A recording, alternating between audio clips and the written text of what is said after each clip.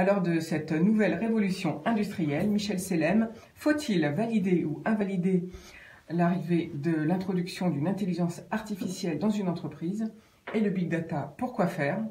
Comment l'entreprise approche ces nouvelles questions? Alors, je pense qu'il faut reprendre la problématique complètement au départ. C'est quoi le départ? C'est l'environnement économique et l'environnement concurrentiel que l'on a, qui existe depuis toujours. On a des concurrents, on a un bon produit, on est sur un marché, et on va se placer un peu avant justement l'arrivée de ces outils et de l'intelligence artificielle. Alors, quelle était la problématique? C'était de se dire, bon, je vends mon produit à une certaine marge, tout va bien, je suis un petit peu tranquille dans mon environnement de marché, tout va bien. Mais au fur et à mesure que les choses avancent, que le temps avance, on s'aperçoit qu'il faut être de plus en plus compétitif, il faut réduire ses coûts dans l'objectif d'augmenter un petit peu ses marges, parce que si une entreprise qui ne fait pas de marge, elle ne peut pas investir, elle ne peut pas se développer.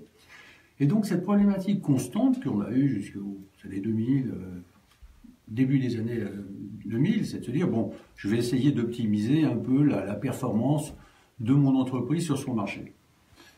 Malheureusement, ou heureusement, cette concurrence internationale est arrivée, et là on a vu, et ça existe depuis toujours, ça fait longtemps que je suis dans le marché du travail, on a toujours des kamikazes qui écrasent des prix, qui envoient des prix à des produits, on se dit mais comment font-ils? Alors maintenant, si vous voulez, avec cette concurrence internationale qui est devenue absolument redoutable, la problématique des entreprises c'était d'abord d'optimiser la performance professionnelle des hommes, ça c'est important parce que vous mettez 2 millions d'euros sur la table, et dans un an, ils sont toujours là. Donc, les hommes sont très importants dans leur expérience et leur savoir-faire. Et puis, on s'est dit, bon, on va aller un petit peu plus loin, on va essayer d'économiser un petit peu, on va essayer de compresser les coûts, parce qu'en fait, le résultat, c'est quoi? C'est d'essayer de faire de la marge. Et dans une entreprise, il y a des fuites de marge permanentes. Et de tous les côtés, que ce soit en production, que ce soit chez les hommes, que ce soit chez les commerciaux, que ce soit dans le marketing, voilà. Aujourd'hui, on ne peut plus se permettre ce genre d'écart au niveau financier parce que la concurrence est tellement violente. Les Chinois sont là, l'Asie arrive avec des produits et des coûts de main-d'œuvre, d'abord qui n'ont rien à voir, ils sont extrêmement bas. Et la problématique se donc pose. Ce qu'on reproche à la France, ce sont les charges, on dit sociales, trop élevées. Qu'est-ce que vous en pensez? Extrêmement élevées, bien évidemment. Des ingénieurs à Bangalore. Vous les payez 3 fois, 4 fois, 5 fois moins cher que ceux qui sont en France. Et là, il y a, un transfert de savoir-faire qui est complètement international. D'ailleurs, on voit comment les grandes entreprises, et les GAFA, quand on parle des GAFA et les BATX, enfin les GAFA, c'est Google, Amazon, etc., comment ils vont pomper de la valeur. Ce sont les géants de l'Internet. Les géants d'Internet. Mais tout ça, comment on arrive à de tels niveaux, de puissance et d'absorption de valeur? Parce que l'intérêt d'une entreprise, c'est évidemment d'essayer de survivre avec des hommes qui soient très professionnels, mais aussi avec des outils qui soient optimisés. Et c'est dans ça que qualité de formateur, en apportant de la formation déjà pour que les hommes soient encore meilleurs dans leur métier, en travaillant sur l'excellence professionnelle, déjà, ce qui est quelque chose. Mais malheureusement, on n'est pas seul. C'est qu'on a des concurrents. Donc, l'excellence professionnelle, ça passe aussi par l'excellence des outils, et notamment cette arrivée qui arrive de l'intelligence artificielle que l'on a et des big data. Alors, c'est quoi tout cela? On peut se poser la question. On voit beaucoup de conférences, on voit sur Internet des choses qui sont tout à fait remarquables. On a des spécialistes, des Stéphane Mallard, des Laurent Alexandre, des gens qui sont extrêmement, des Guénassia, des gens qui sont extrêmement brillants. Mais j'ai, moi, le sentiment que on regarde, on se dit, tiens, il se passe des choses assez incroyables, parce que l'intelligence artificielle, pour le commun des mortels, sont des robots. Voilà, ce sont des robots qui font des choses et qui vont remplacer des hommes. C'est pas tout à fait ça. D'abord, des robots, ça coûte extrêmement cher. Et une intelligence artificielle dans une entreprise, ça sert à quoi? Ça sert à essayer d'exploiter toutes les données, parce que, je ne sais pas si vous savez, mais des entreprises ont parfois des pépites, et ils ont des données qu'ils sont incapables de traiter de façon profonde. C'est ce qu'on appelle l'analytics, le big data analytics, l'intelligence artificielle, où on va aller chercher des relations croisées entre des informations que l'on a, que l'on détient dans l'entreprise et qui ne sont pas exploitées. Comment voulez-vous qu'un cerveau humain puisse rivaliser avec la puissance des ordinateurs qui sont arrivés, des supercalculateurs? Comment voulez-vous qu'ils puissent rivaliser avec une machine? C'est incroyable. Je vais vous donner un exemple. Lorsque Kasparov s'est fait battre par AlphaGo, DeepMind, imaginez que Kasparov, qui avait gagné en 1996, a perdu en 1997, parce qu'il avait en face de lui une machine, écoutez bien, qui faisait 200 millions de positions à la seconde. Ah oui. Oui. Vous imaginez? Évidemment qu'il s'est fait étendre. Évidemment. Comment voulez-vous gagner contre une machine qui fait, et il était d'ailleurs absolument désolé, qui fait 200 millions d'opérations à la seconde? Non, on ne peut pas rivaliser de toute C'est façon. impossible de rivaliser. Et la puissance. Et là, on a eu. Alors, pourquoi ça arrive maintenant? Il y a eu une telle accélération, mais qui est exponentielle de la puissance des calculateurs. Alors, je vous rappelle que, vous savez que le premier supercalculateur mondial, il est chinois, le Snowey Tangli. Vous savez combien il développe d'informations par seconde, d'opérations, excusez-moi, 93 pétaflops. Alors, c'est quoi un pétaflop? C'est un million de milliards d'informations. Alors, la machine... Pétaflop maintenant, c'est nouveau. Oui, non, il y a des étaflops aussi. Enfin, il y a des étaflops. Il y a des puissances énormes. 93 millions de milliards d'informations à la seconde. Vous vous rendez compte de cette puissance? Alors ça a permis évidemment aux entreprises et aux GAFA qui ont des puissances inférieures, mais aujourd'hui suffisantes, que ce soit les Alibaba, les Chinois, qu'on appelle les BATI, Shenzhen, Xiaomi, etc., comme Google, on parle des GAFA, je vous ai parlé des GAFA, c'est Google. Alors là, Amazon, vous venez de citer les GAFA etc. chinois, en fait. Alors, il y a les GAFA chinois, parce qu'ils ont les Alibaba, c'est une plateforme de vente. Absolument. Vous avez Tencent, qu'est-ce qu'ils font aussi. Alors, Tencent, eux, ils font du matériel audio, vidéo, etc. Et Xiaomi, alors qui font du conseil, de la publicité, pardon, ils font de la publicité et de la vente en ligne. Voilà. Ce sont des milliards, ce sont des pompeurs de valeur. Et là, on est face à un trou noir, parce que cette puissance est quand même extraordinaire. Regardez Amazon. Amazon, quand vous commandez sur Amazon, on est en train, la bataille, c'est la bataille de l'information. On va aller capter les habitudes de clients, vos habitudes à vous, ce que vous commandez, de vous faire des offres parallèles. Les gens qui ont commandé ce produit-là ont également commandé tel produit. Vous achetez un téléphone, la personne qui a acheté le téléphone ont aussi acheté ces produits-là, les écouteurs, etc. Et puis ont consulté les autres produits, etc. Ça, c'est une puissance énorme. Et le consommateur se laisse prendre, en fait. Ben écoutez, oui, le consommateur se laisse prendre parce qu'on arrive, on n'a plus maintenant des consommateurs sur le monde entier, on a des clients.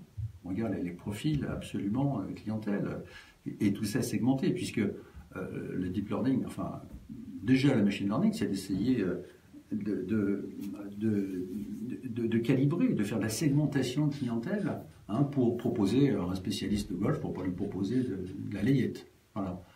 Donc on est en train de segmenter et les consommateurs deviennent des clients, ce qui change terriblement. Je vais vous donner un exemple, vous connaissez Starbucks, avec leur intelligence artificielle chez Starbucks, ils savent dans le Starbucks de Chambéry s'ils doivent proposer une boisson chaude, une boisson froide, bon, etc. Au moment, parce qu'ils ont toutes ces variables, ces indicateurs de météo, de profil, etc., d'âge, puisque l'intelligence artificielle sert justement par rapport à des calculs statistiques standards à rentrer énormément de variables que l'esprit humain ne peut pas traiter, mais que l'ordinateur va traiter. Donc les goûts et les habitudes du consommateur, du client. C'est du profiling. Par exemple, donc Starbucks, si moi j'arrive à 5 heures, mettons, je dis n'importe quoi, arrive à 5 heures, ils sauront s'il faut me proposer un café, un thé. Voilà, en fonction de la météo, de la région, de votre âge, de votre profil, etc. C'est vraiment, ce sont des profilers extraordinaires, mais ça vous le voyez partout. Alors, ça sert aussi à quoi? Alors, ça sert aussi, par exemple, à anticiper, quand on connaît, pour éviter l'attrition, c'est-à-dire la perte de clientèle. Par exemple, vous êtes chez un opérateur, oui, on vous appelle et on vous dit monsieur, on a vu que en fait votre consommation, on a un meilleur forfait à vous proposer. Donc, on a vu vos consommations, ce serait peut-être intéressant que vous passiez sur ce forfait-là. Pourquoi? Pour simplement éviter que vous passiez à la concurrence. Donc tous ces outils-là qui sont employés aussi à la banque, on est en mesure de dire 5 ou 6 mois avant si l'entreprise va être dans le rouge, mais quand on est déjà prévenu, c'est beaucoup plus facile de se dire voilà, on va prendre des dispositions pour éviter justement l'accident. Nous parlons d'intelligence artificielle aujourd'hui et de big data. Quelle est l'approche donc? On était sur l'approche de l'entreprise, continuons sur cette approche alors. Alors quand on parle d'intelligence artificielle chez l'entreprise, big data, aujourd'hui, si vous voulez, il y a eu des informations qui fusent un peu dans tous les sens. Et quand on dit big data, ça fait peur. Ils pensent big dépenses. comment je vais pouvoir moi, intégrer, c'est quoi l'intelligence artificielle en fait? Qu'est-ce que c'est exactement? Ce sont des robots qui parlent, des images, des Google qui réussissent, ou vont faire Elon Musk, on fait des voitures qui sont toutes seules, hein, etc. Donc je me sens étranger à tout ça. Effectivement, quand on parle d'intelligence artificielle et d'entreprise, et big data, alors big data c'est quoi? En fait, hein, c'est un terme, ce sont des données, quoi, des millions de données que l'entreprise n'exploite pas toujours, parce qu'elle n'a pas encore l'esprit humain. Parce qu'elle n'a pas l'outil logiciel pour le faire. Parce qu'elle n'a pas l'outil, elle n'a pas parfois la volonté, etc. D'ailleurs, 92% des chefs d'entreprise, alors maintenant c'est en train d'évoluer, mais quand on leur parle d'intelligence artificielle, on leur parle de la mort, ils ont peur, ça fait extrêmement peur. Donc en fait, c'est peut-être parce qu'on pense robot, en fait, et non pas logiciel pour la captation de données qui pourraient intéresser et valoriser son entreprise. Peut-être que les gens pensent robot. Il y a plusieurs secteurs, parce que les robots existent depuis un moment, et les robots sont définis pour faire des tâches tout à fait. Et dans la robotisation, on avance, et puis on prévoit en 2025 que les robots apporteront 30% de valeur en plus, hein, dans la fabrication, et vont se substituer aux hommes. Donc il y a un développement important chez les robots. Savez-vous combien chez Amazon ils emploient entre guillemets de robots pour le stockage? 45 000. 45 000. Voilà, chez Amazon, 45 000 robots. C'est pas fait encore. Ça va encore continuer parce que toutes les tâches un peu difficiles. Bon, il faut quand même pour le pick-up, enfin pour être très précis, il y a quand même l'homme qui est à côté. Hein. Voilà, mais les robots vont porter chez Alibaba, c'est pareil, hein, ce concurrent d'Amazon, on va dire, mais qui est beaucoup plus puissant qu'Amazon. Il y a des charges, ils montent des charges de 500 kilos, etc. Donc, tout ça est tout à fait en place. Alors, la robotisation industrielle, oui, bon, forcément, ça va continuer. On investit, les prix vont baisser aussi. Mais quant à l'homme, le robot, le travailleur, là, ça coûte encore très cher, parce qu'en fait, ça va être de la matière, par rapport physique, par rapport à la matière intellectuelle, hein, et avec des valeurs qui approchent de zéro, parce que dans votre téléphone, tout le monde a son assistant, utilise déjà de l'intelligence artificielle. Revenons au chef d'entreprise. Alors, quel est l'intérêt dans une entreprise? Est-ce qu'il y a un intérêt à avoir une intelligence artificielle? Alors, là, on est sur des termes, là, on est un peu dans les nuages. Alors on va redescendre un petit peu sur Terre et se dire, monsieur le chef d'entreprise, dans l'entreprise, d'après vous, on fait une espèce d'audit, est-ce qu'il y a matière à créer de la valeur? Parce qu'en fait, l'objectif de l'intelligence artificielle, c'est un système, je dirais, on va parler de système parce que ça fait peur, intelligence artificielle, un système un peu puissant, informatique, c'est d'aller traiter de l'information pour essayer de créer de la valeur. Alors, je vais vous dire, alors il y a différents cas d'usage que l'on peut aborder. Est-ce que c'est le supply chain, c'est-à-dire toute la gestion de production, d'approvisionnement? Parfois, il y a un peu de désordre et il y a beaucoup de pertes. Hein, on y perd de l'argent. Est-ce que c'est le commerce? Est-ce que c'est le marketing? Est-ce que c'est le credit management? Est-ce qu'on va s'intéresser un peu à la santé financière de ses clients, etc.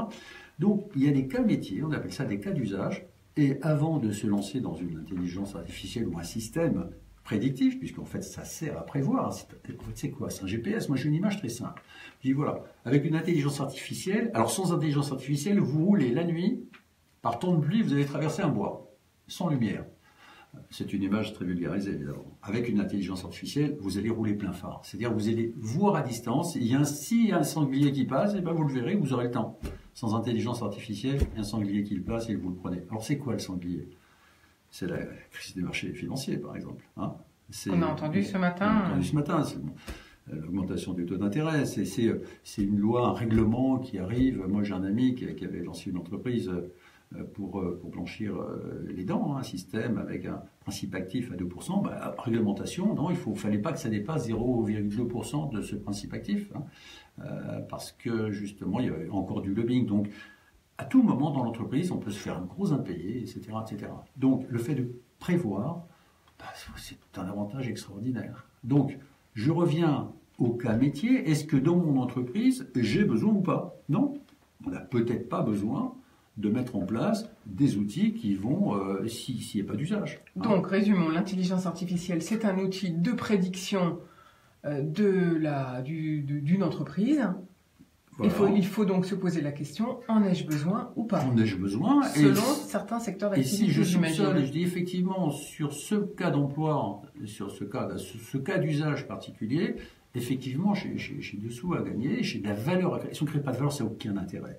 Alors, ce que l'on fait, parce que j'ai un associé d'un des meilleurs experts français qui s'appelle Jacques Abdo, je vais citer son nom, parce que c'est un homme remarquable, on fait un laboratoire d'expérimentation digitale, c'est-à-dire avant de s'engager dans des investissements indus et risqués, on va voir si ça vaut la peine. Dans votre cas métier, vous pensez que vous avez un problème, je ne sais pas, commercial.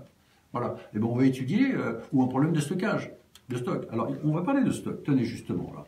Vous savez que la grande difficulté des entreprises, et je sais parce que je suis passé par là pour avoir moi-même fait fabriquer des produits vendus sur toute l'Europe, la grande difficulté, c'est de se dire combien je dois en fabriquer pour vendre à mes clients. Parce que c'est pas instantané. Hein. Si vous avez un produit, ou ça peut être un produit cosmétique, un produit de consommation, ou même des produits industriels, combien dois-je en faire? Est-ce que vous vous rendez compte? Alors là, c'est quoi là? On met son doigt en l'air, on attend le vent qui souffle. Là. Hein, dans quelle direction je dois faire?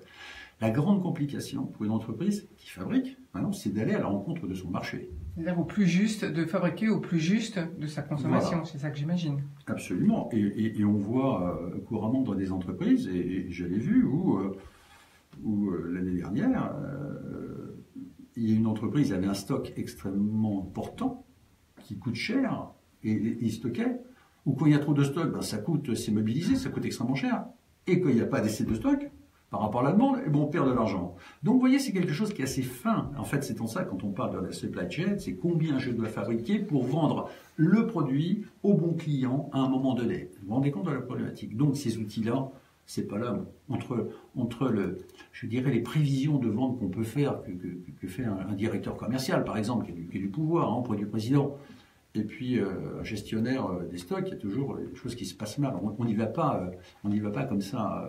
Donc justement, vous disiez que pour avancer, il faut d'abord faire un petit test, comme en laboratoire. Il faut faire une expérimentation, comme en laboratoire, en se disant voilà, on va prendre un cas d'usage, celui, monsieur, vous et tous vos cadres, parce que tout le monde est partie prenante. Toutes ces datas, quand on parle de big data, ce sont les données que l'on reçoit, l'entreprise, que l'on a, qu'on peut même aller chercher ailleurs. Toutes ces données, parfois ont de la valeur quand elles sont structurées. Je ne vais pas rentrer dans le détail des données non structurées et structurées, mais toutes ces données, parfois, enferment des pépites extrêmement intéressantes lorsqu'on va les analyser, et surtout quand on va analyser les relations cachées qu'un œil humain ne peut pas voir tout de suite. Il peut y avoir des relations tout à fait intéressantes. L'intelligence artificielle, c'est ça. Une expérimentation, c'est important pour savoir si, alors on le fait par étapes, si dans telle activité, dans tel cas d'usage, on a à créer de la valeur. Alors je vais vous donner un exemple simple. Il y a une laiterie l'année dernière, en centre de la France, qui n'avait pas l'intelligence artificielle. Ça sert aussi à faire de la maintenance prédictive. Voilà. Cette laiterie n'avait pas d'intelligence de système d'alerte. Voilà. Ce qui fait qu'il y a un matériel qui est tombé en panne, et puis il y a une cuve de 3 tonnes de beurre baraté qui était mise à la poubelle. Alors vous le savez à la SNCF. La SNCF, dans le TGV, on a des indicateurs quand on fait de la maintenance prédictive, on a des informations, on se dit tiens, il y a telle machine, tel moteur qui a une vibration, une température plus élevée qui sort de la normale, c'est du prédictif, on dit mais on remplace la pièce avant qu'elle ne tombe en panne. Vous savez ce que vous économisez comme argent? Et ça vous évite de bloquer un TGV. C'est pareil en production, c'est pareil partout. Voilà, alors donc... Mais on a peut-être moins le sentiment qu'en commerce et en vente ou en après-vente, ça apporte autant de valeur ajoutée. Voilà. On comprend très bien l'installation dans les exemples que vous prenez au niveau industriel, comme par exemple le TGV ou la laiterie, mais peut-être que c'est moins tangible pour la vente et l'après-vente. Écoutez, moi je ne pense pas. Alors là, c'est un cas, on est dans l'industrie, mais au niveau de l'entreprise elle-même, c'est quand même important de savoir qu'un commercial a des produits qu'il va pouvoir vendre tout de suite. Parce que, je dirais, le temps, quand on commande, vous voyez, c'est tellement instantané. Vous avez livré en 24 heures, en 48 heures. Bon, je parle des produits de consommation, des produits industriels, mais non, il y a vraiment un apport qui est extrêmement important pour les commerciaux. Je vous donne un exemple au niveau des commerciaux. Vous avez des commerciaux qui ont des clients qu'ils visitent régulièrement. Ils ont l'habitude par mois, de faire 300 € de commande, par exemple. Voilà, commercial, ça va, tout se passe bien, je prends ma commande, je vous en mets 300 €, je repars, la recommande repart chez le client, tranquille.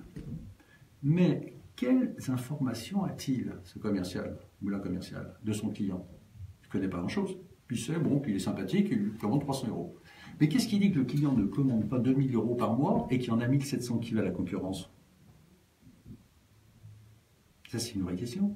Si avec cette intelligence artificielle, la connaissance de ses clients, du profil de son client, ses consommations, son état financier, ses dépenses, son carte bleue, son bilan, toutes ces informations qui tournent, s'il arrivait chez le client en disant moi je sais qu'il a un potentiel d'achat de 2 000 euros et je sais qu'il commande, parce qu'évidemment qu'il commande chez un concurrent, ben, j'arrive beaucoup plus fort que d'arriver la fleur au fusil en disant 300 euros. Non. Vous voyez ce que je veux dire? Donc l'information est à la base de tout. Et cette information-là, on peut aller la chercher aujourd'hui. Bon, d'ailleurs, il y a une loi qui va sortir sur la formaté. Le décret est sorti l'année dernière, mais on met sur justement la protection des données, qui est aussi une certaine problématique.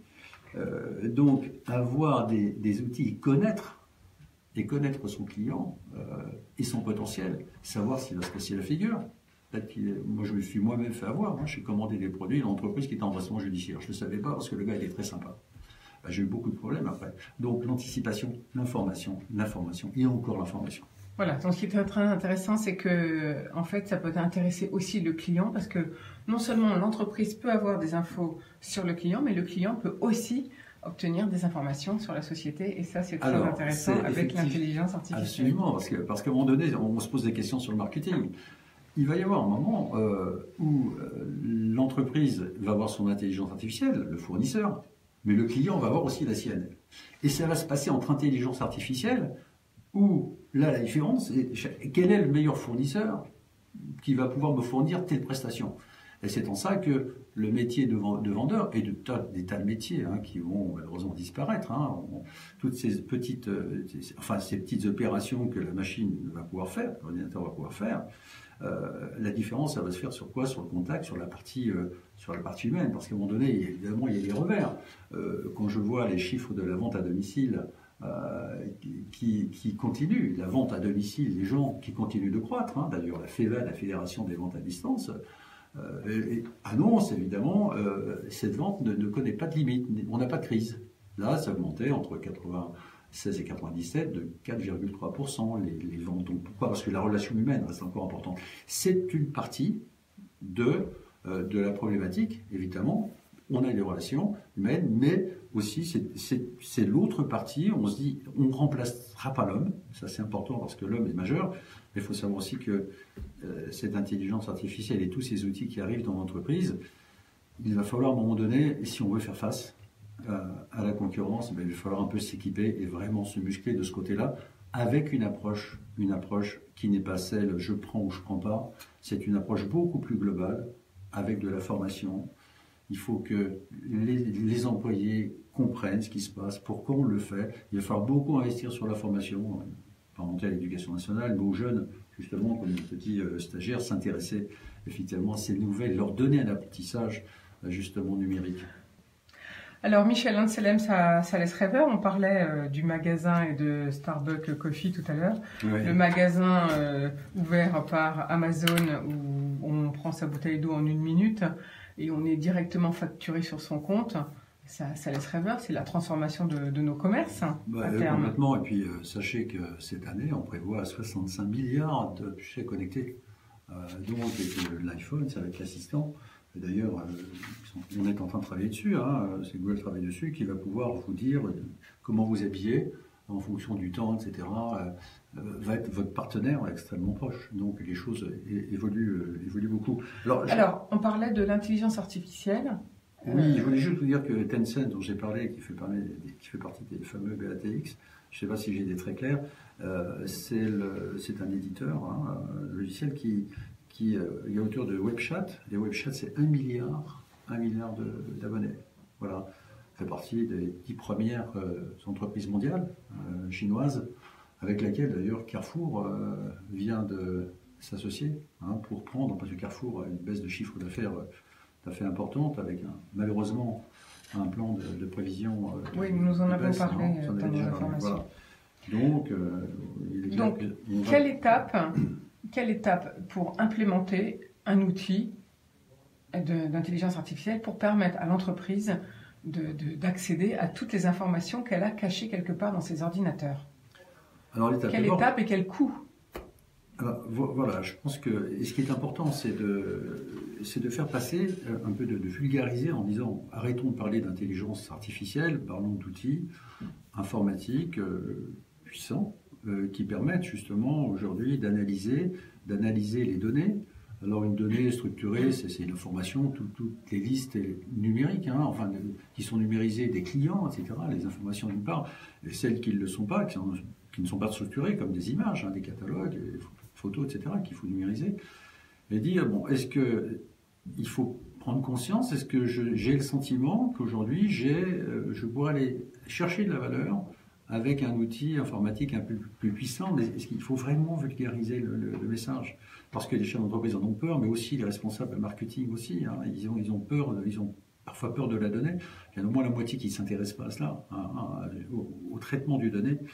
Donc, traitement de la donnée, où il y a, comme je vous le disais tout à l'heure, parfois des pépites, il faut aller chercher. Alors, quel est le procédé, le processus? C'est de se dire, voilà, moi je suis chef d'entreprise, j'ai une activité, j'ai beaucoup d'informations, est-ce que j'aurai une opportunité de voir sur quelle partie je pourrais gagner de l'argent, en fait, ou en économiser. Voilà. Est-ce que c'est sur la supply chain, sur la partie production, la partie approvisionnement, la gestion des délais des fournisseurs, parce que là, je vois qu'il y a des choses qui ne vont pas. Parfois, je perds des ventes, parfois, j'ai beaucoup trop de stocks. Mais on ne va pas les stocks. Point P, vous connaissez, hein, Point P, 2 milliards, 15 millions d'euros de chiffre d'affaires. Ben, Point P a fait rentrer une intelligence artificielle, et vous savez combien ils ont économisé de stock? 30% d'économie de stock. Qu'est-ce que vous vous rendez compte en valeur? Voilà, là, c'est un bel exemple. On se rend compte en valeur ce que ça peut apporter justement l'intelligence artificielle. 30%, c'est énorme. Voilà. Donc, réduire ces stocks, on parle de flux tendu, mais cette gestion-là ne peut se faire que si on part du client, de la demande du client, et on est en mesure de l'anticiper en disant attention, nous, entre les prédictions qu'on verse statistiques, parce que les entreprises ne sont pas idiotes, elles ont des chiffres, elles essayent de faire des prédictions. Mais alors, entre la prédiction intuitive et la prédiction mathématique, sur des probabilités, même si ça ne reste que des probabilités, par expérience, on voit qu'on a des taux, je dirais, des prédictions qui sont beaucoup plus proches que ceux qui sont... Mais ça, c'est la machine, avec toutes les variables que l'on peut rentrer dans une intelligence, justement, dans ces calculs, ces variables qui permettent de dire, là, effectivement, là, j'ai les écarts sont extrêmement intéressants. Donc, l'intelligence artificielle, c'est pas valable pour tout le monde. Il faut se poser la question, est-ce que j'ai besoin d'aller chercher de la valeur ailleurs qu'en vendant, en essayant de vendre un petit peu plus cher, ou avec de meilleurs commerciaux, par exemple? Alors donc, la première étape, c'est que, si on a bien compris, c'est que chaque personne de l'entreprise doit s'y mettre pour mettre en commun ces données dans un outil logiciel commun. C'est bien ça. Bravo, ça s'appelle casser les silos. Parce que les informations, elles ne sont pas seulement marketing. Elles sont aussi à la finance, elles sont à la production, elles sont dans tous les secteurs, dans tous les services de l'entreprise. Et justement, où là, on doit se battre contre la résistance au changement, c'est de faire comprendre à tous ces responsables et ces cadres que les informations qu'ils ont, on va les mettre dans un data lake, ce qu'on appelle dans un réservoir commun. Et c'est l'expression, donc casser les silos, pour pouvoir étudier un petit peu tout ça, analyser, voir si les données sont intéressantes ou pas intéressantes. Il y a des données qui n'apportent aucun intérêt. Il faut savoir si ça vaut le coup, si ça vaut la peine de s'intéresser au sujet. Et c'est important parce qu'il y a des freins psychologiques. Imaginez que vous avez, je sais pas, vous êtes responsable d'un secteur où vous avez des tas d'informations au niveau commercial ou au niveau financier. Et si on vous dit, alors, tu vas tout donner, maintenant tu vas mettre tout ça dans le data lake, j'ai l'impression que je vais perdre un peu mon pouvoir, hein, ce jeu de pouvoir dans Alors, est-ce que c'est ça les motifs, on va dire, de la résistance ou du refus? C'est la peur de perdre du pouvoir? Alors, dans les résistances au changement, on a effectivement quitté sa position de confort. C'est gênant. On n'aime pas le changement, on n'aime pas ce qui est nouveau, ce qui est neuf, tout ce qui vient perturber, mais ça, c'est franco-français. Hein, de toute façon. Donc, il y a toute une éducation, je dirais, enfin, tout un enseignement, voire il faut accompagner les gens. Si on veut mettre une intelligence artificielle et qu'on a plusieurs acteurs dans l'entreprise... En fait, on va plutôt dire un outil prédictif de mise en valeur de l'entreprise, c'est plus ça. Oui, mais c'est pas suffisant, il faut absolument l'adhésion, expliquer pourquoi, comment, accompagner, vraiment, et former, accompagner les gens, leur dire, voilà, on va changer, c'est votre intérêt. J'ai vu dans des entreprises où notre chef d'entreprise mettait à disposition des outils informatiques importants et des logiciels modernes qui n'étaient pas exploités, qui étaient exploités à 20-30% par le personnel. Alors, est-ce que ça coûte cher, hein, de mettre en place un outil logiciel qui permette de faire de la prédiction comme vous dites. Alors, je veux dire, là, ça dépend. Ça dépend de la taille de l'entreprise, je suppose. Oui, ça dépend des intervenants, la taille de l'entreprise. Il y a des chantiers qui sont à chaque fois différents. Donc, c'est un petit peu compliqué. Ce qui est sûr que... Parce qu'on l'entend bien pour une très grande entreprise. Vous avez parlé de Point P ou de Starbucks. Attendez, il y a des PME qui ont des informations depuis longtemps, des PME qui ont 10, 20, 30 ans, et même les plus jeunes qui ont des informations qui ne savent pas traiter au niveau, parce qu'il faut aller vite, etc. Et que l'esprit humain a ses limites. Donc, il est clair que des composants en silicium, dans le cerveau humain, vous avez 1 mètre par seconde d'inflexion sur l'information dans le silicium, c'est à la vitesse de la lumière, donc avec des puissances. Donc, on n'a pas le temps. Non. Des PME peuvent très bien, tout à fait, être intéressés par des systèmes qui permettent justement de créer de la valeur. Au contraire, ce sont des super outils. Alors, justement, pour une PME, dans quelle fourchette de prix? Est-ce que vous avez quelques exemples? Alors, récemment, est-ce que vous êtes en cours en ce moment de... On peut faire une expérimentation digitale. Alors, c'est en journée ensuite de travail. Donc ça se traduit en journée. Alors, ça se traduit d'abord par une réflexion collégiale ça vient du dirigeant, c'est évident. Il dit, voilà, moi ça m'intéresse, je veux voir. Donc, ça vient d'abord par une analyse consensuelle, parce que pas mieux que l'entreprise et ses cadres connaissent leur propre entreprise. Donc la première étape, c'est l'analyse. La première étape, c'est d'abord de faire connaissance et puis d'analyser quels seraient les cas d'usage avec toutes les entreprises. Je ne sais pas, vous avez peut-être le directeur financier qui va dire, écoutez, moi je suis très intéressé parce que j'ai un problème de gestion, de credit management, c'est-à-dire de connaissance de mes clients, de leur pouvoir, les jets de problèmes de règlement, de paiement, etc. Ça peut être ça. Donc la première étape, c'est l'analyse. Et la deuxième? La deuxième, c'est de choisir avec le chef d'entreprise en disant, voilà, quel est le cas d'usage qui est susceptible de créer de la valeur financière. On parle de valeur économique, je parle directement de valeur financière. Donc après, il faut faire des choix. Alors, quand on fait des choix, on n'attaque pas directement en faisant les choses à l'envers, c'est-à-dire en faisant investir du matériel. Ça coûte pas cher. On peut très bien, il y a le cloud, il y a des moyens. Et là, nous on propose un laboratoire d'expérimentation digitale. On va d'abord aller expérimenter. Alors, ça peut être une quinzaine, vingtaine de jours, ça dépend. La phase de test, et encore, ça se chiffre en fonction, je dirais, de la quantité de travail, des journées passées, puisque c'est de la prestation.